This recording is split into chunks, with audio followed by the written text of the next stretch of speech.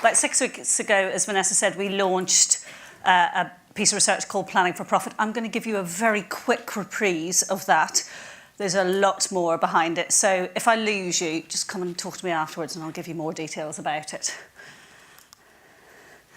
Effectiveness, as Vanessa said, is in our DNA. It's what we are about. It's what we try and do in terms of proving the effectiveness of news brands. So one of the challenges that we had when we looked at this particular study was that people don't separate out digital news brands when they're doing their econometric modelling. Digital is this, they might separate out platforms like video or display or search, but they don't separate out the content that exists across those platforms. So one of the challenges that we faced was we said, we need to separate this out. So we commissioned Benchmarketing, a part of Omnicom Media Group, to do this study for us. They'd done a previous study for us a couple of years ago.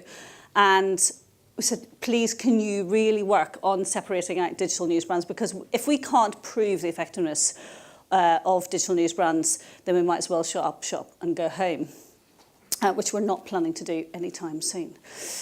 So that was one of the things, and I'm really excited that actually for the first time we are able to look at both print and digital news brands. We decided to take it a stage further, not just look at revenue ROI, but look at profit. Because at the end of the day, advertisers invest money to get a return. I mean, it's pretty obvious, isn't it? But, sometimes when you look at some of the intermediate measures, that's only kind of part of the story. What was also really exciting was that this has wider category coverage than any other study. So you might normally, when you're doing a meta-analysis of lots of different econometric models, which this is, you are looking at categories where there are enough cases to make a robust analysis of those cases, and you end up with the normal few categories. I mean, the big categories like retail, finance, motors. But what if you're an energy and utilities brand? What if you're a charities brand? How do you fit into all of this? So what Benchmarketing did was look at all of their different cases that they had from their results vault, which goes back donkey's years. And they looked at how consumers behave in those categories and also how those categories and brands in those categories respond to advertising investment. And they looked at then statistically grouping those together into 5 super categories. And as well as that, we still had enough cases for individual categories, such as supermarkets, retail, anything that's retail that's not supermarkets, motors and finance. We tried to give them names that reflect the type of consumer behaviour in those categories. I'm not going to go into lots of detail about those. There's lots of data on our website and descriptions of those super categories. I'm going to just give you an example of one category today, which is leisure and pleasure. So it's just to say it's 684 econometric models from 2011 to 2017. I think it's important that you have enough to make a robust analysis, but you don't want to go back to a time when the world was very different. So that's the sort of balance that we tried to achieve with this. So leisure and pleasure. Leisure and pleasure are things that mostly give you enjoyment in life. When I say mostly, supermarkets is part of this category. You might not like supermarket shopping, but it's generally the things that give you a bit of pleasure, like going to the cinema, or it might be buying a national lottery ticket because I'm hoping against hope that I might change my life in some way.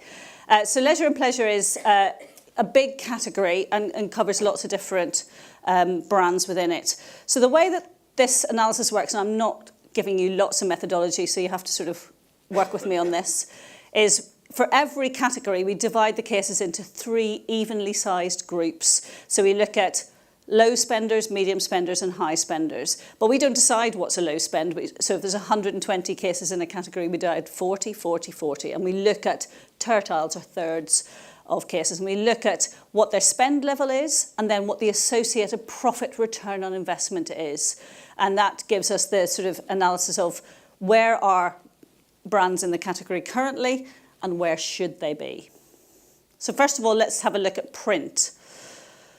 So in the print, in leisure and pleasure, print news brands, currently the share is down in the lowest tertile, and it's about I haven't brought my glasses up, 8.8%.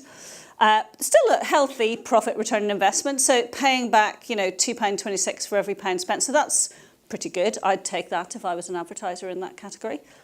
But look, you know, if you moved up to the middle tertile and went to between 19.4 and 30.5%, you could be getting well over another £1 worth of profit. Now, who wouldn't say no to that? So and what we're not saying, and you know, I loved what Richard said this morning, is that newsbrands are part of the answer. They're not the whole answer, but they need to be part of the answer if we are going to really deliver those profits back to advertisers. And one thing we can do then is, particularly because print and data for print has been around for a very long time, and in the econometric models we can separate out print at different budget levels. And you can see there is a bit of a variability. 19.4 to 30.5% is a very big range of spend. But what about if you spend only 5 million versus if you spend 50 million? So actually it's sort of somewhere towards the lower end of that middle tertile that will give you the optimum level of profit return. And so for brands, we've got a tool on the website. You can plug in what your annual campaign spend is, and it will give you what the results would be for your brand. But what about digital? So what Benchmarketing did, and it was quite an onerous task, is they went back through all of those 684 models and they classified each of those models according to what the level of spend in digital news brands was. And nobody had done this before. It was absolutely groundbreaking. So we can look at what level of spend is and what then the associated profit return on investment for digital is. So it's quite low. And obviously, you know, 0.8% of share of budget goes into digital news brands. Still a healthy return. I mean, who wouldn't want £2, you know, over £2 worth of profit from every pound spent? You look at digital display overall, and it's, you know, 20 times that, or whatever the calculation is, but double the amount of profit you could get by just nudging your spend up a bit. And the thing to note about the digital news brands level of spend is that models only work on what is currently happening. They can stretch a bit, but you know, I think this is relatively conservative, and we've heard a lot of evidence this morning and previously about how quality content online will give you much better return and much better results. So I think there's even more that we could be doing. But based on the modelling, the recommended share of budget for digital news brands is 2.4%. So up from 0.8 to 2.4%. A bit of a shift, but not a huge shift that we need to be doing. So what is the gap that we're missing by underinvesting in news brands? And this analysis exists for every category that we're looking at. So we look at leisure and pleasure. If people invested the proper amount of money in news brands, they would get an additional £1.24 billion worth of profit. If we look at some of the other super categories, it varies depending on whether they're low margin, low cost categories. But you know, we end up with a missing profit gap of £3 billion. That's astonishing. And I think just by changing the media mix, we can deliver a greater profit return for advertisers. And I'm really conscious I've kind of whistle-stopped through that, and there's a lot more. There's detailed methodology charts on the website, so go and have a look, come and ask me. Really happy to come and talk to you in more detail about that. But where should the money come from? That's the sort of million-dollar question, if you like. So there's two bits of analysis that have gone into this, because I think there's not a one-size-fits-all in terms of where the money should come from. It will vary by category. It will vary by how consumers behave in a category. It will vary by how that category responds to advertisers. We looked at two different things. So Benchmarketing put all of the data from their results vault into response curves. So looking at different levels of investment, different channels.